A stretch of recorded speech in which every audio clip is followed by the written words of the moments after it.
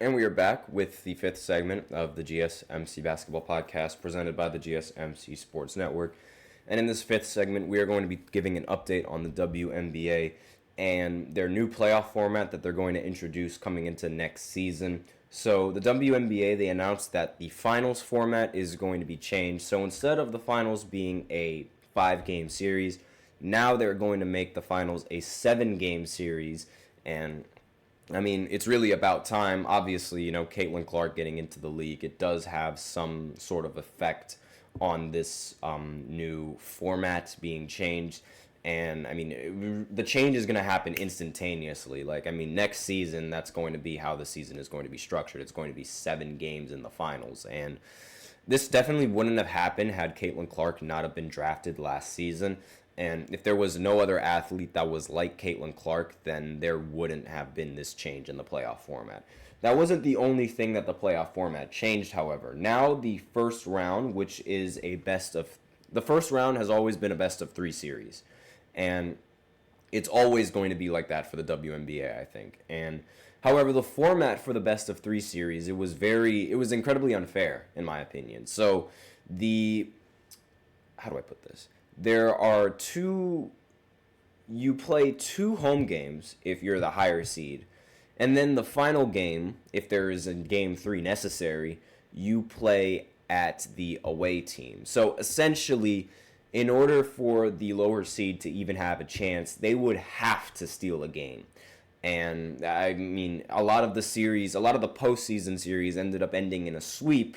And a lot of it could have been due to the fact that, the lower seed, they were forced to play away 2 times in a row. Meanwhile, the higher seed was forced to play home 2 times in a row. And I understand, if you are the higher seed, then you should have home field advantage. But the 1-1-1 format that they're coming up with, so what that means is high seed plays 1 home game, then the low seed gets their home game, and then finally the last home game would be awarded to the higher seed. So it'll be 1-1-1. That's why it's called 1-1-1.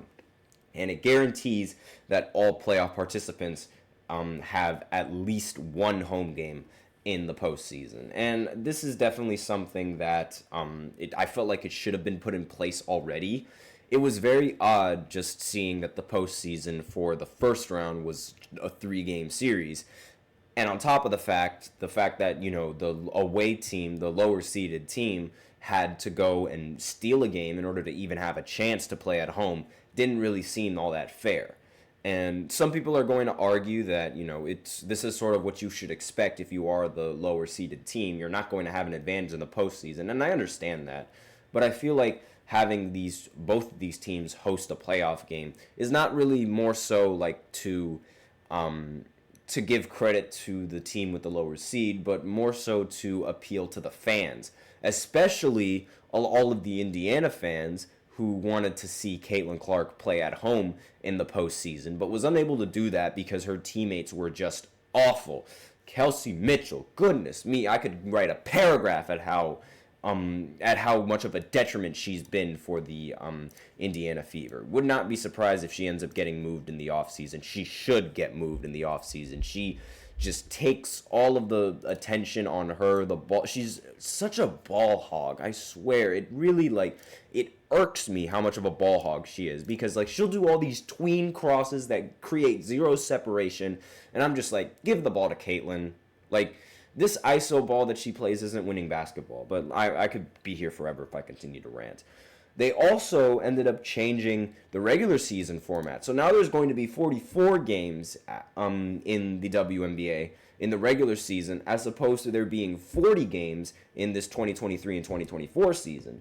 So the WNBA champion is going to have to play at the very least 53 games with 44 regular season contests plus 9 playoff wins. So most likely the eventual champion will play more than the minimum 9 playoff games that are required.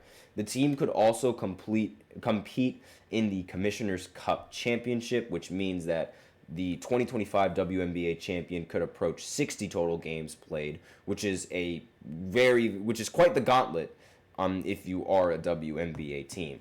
And it's this is sort of the expectation that the WNBA is finally going to be able to generate enough profit to actually have these kind of games and, do these sort of things. And they have Caitlin Clark to think about it, to thank, excuse me.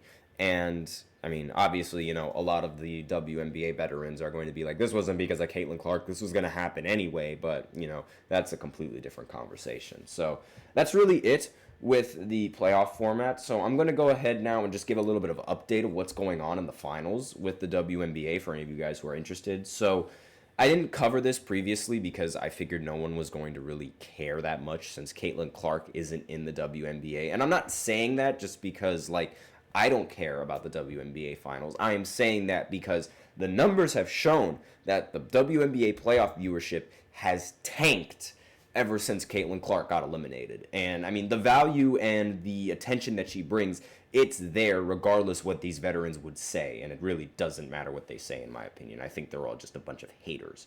But aside from that, the Lynx, they ended up stealing game 1 from the Liberty after the Liberty held a huge lead. They ended up choking that game. And the Lynx, they won 95-93. Brenna Stewart missed the game-tying layup that would have probably sent the game into another overtime. And, I mean, it was really just she missed badly, by the way. It was a very, very bad loss for the Liberty. And they took that very personally because in this next matchup at home, they beat the Lynx 80-66. And now they have tied the series 1 game apiece.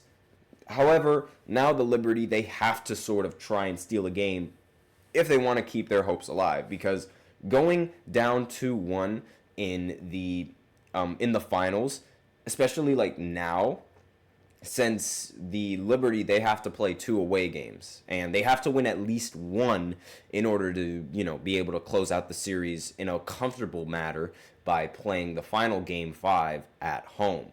So really, this is going to be a little bit of a challenge for the Liberty because I don't think the Lynx are going to be a team that is going to take advantage of their home playoff games. So it's really they're going to have to be laser focused if they want to win this matchup. So the next game is going to happen on Wednesday at 8 o'clock on ESPN for any of you guys who are interested.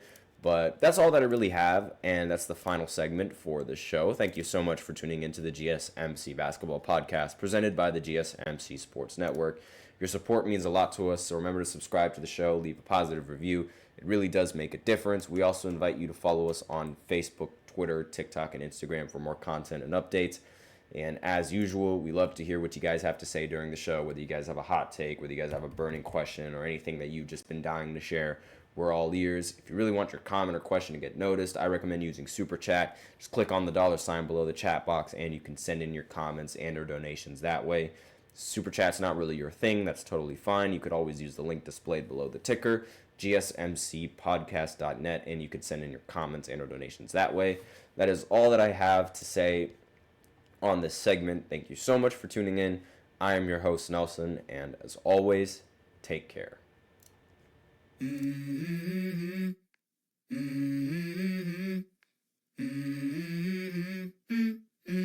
Let's go.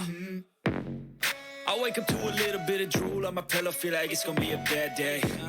Yeah, I'm tired of shit, and the coffee ain't hit yet. Damn, ain't that great. I don't wanna go.